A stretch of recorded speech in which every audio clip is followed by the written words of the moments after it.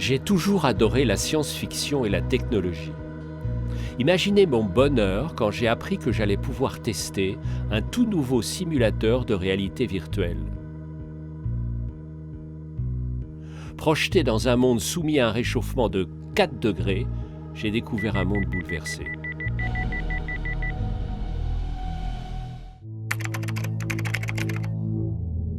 Au début, je me suis retrouvé en plein Paris. Il faisait terriblement chaud et humide. La ville était inondée et semblait comme à l'arrêt. Je pataugeais dans l'eau. Une odeur écœurante d'égout rendait l'air irrespirable.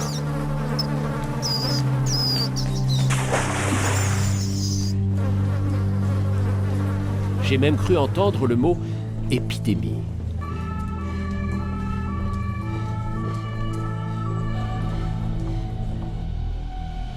J'ai ensuite basculé sur un autre continent.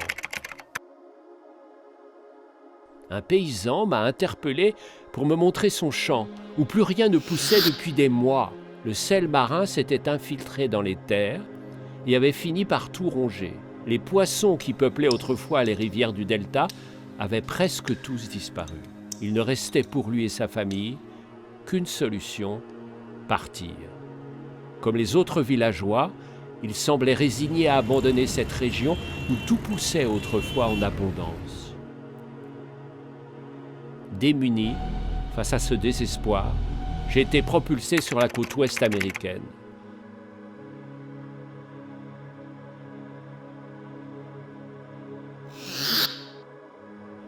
Un soleil brûlant alourdissait l'atmosphère et un étrange silence régnait. Assoiffé, je me suis mis à la recherche d'un peu d'eau.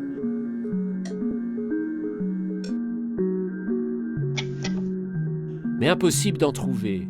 Toute l'eau de cette région était rationnée et contrôlée.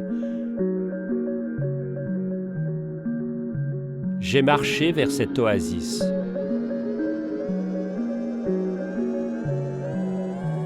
Quelle opulence soudain! Le bonheur sur le visage des passants et surtout de l'eau. Mais tout cela n'était réservé qu'à quelques chanceux. Ici, chaque centilitre d'eau était durement monnayé.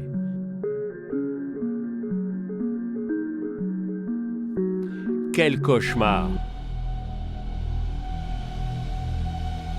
Cette simulation dévoilait une terrible vision de notre futur. Mais si tout cela n'était bientôt plus de la science-fiction, si nous n'agissons pas, les scientifiques affirment que la Terre pourrait se réchauffer de 4 degrés en moyenne d'ici la fin du XXIe siècle.